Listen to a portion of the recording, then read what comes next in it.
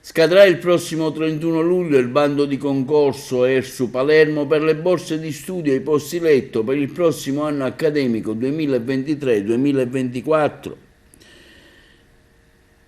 La soglia ISEE è stata alzata da 21.500 a 22.500 per permettere a un maggior numero di giovani appartenenti a famiglie di operai, impiegati e partite IVA meno ambienti di poter rientrare tra i beneficiari di borse di studio, posti letto e ristorazione universitaria gratuito, mentre resta invariato il valore ISPE per 51.361,58 euro.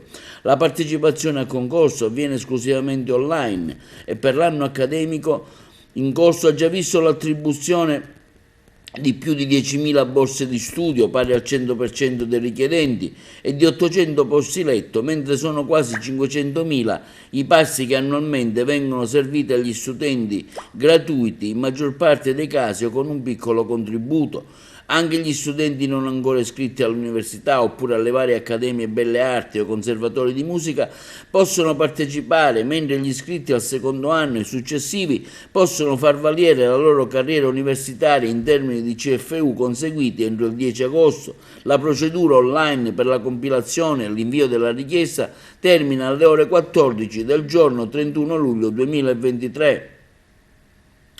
Tra le novità che annuncia il presidente ERSU Michele D'Amico, l'aumento dell'8,1% degli importi minimi delle borse di studio, che saranno quindi più pesanti, e un maggiore numero di posti letto che passano da 800 dell'anno precedente a 944 messe a concorso grazie all'acquisizione da parte dell'ente delle strutture immobiliari San Nicola Albergheria e Santissimo Salvatore a Palermo.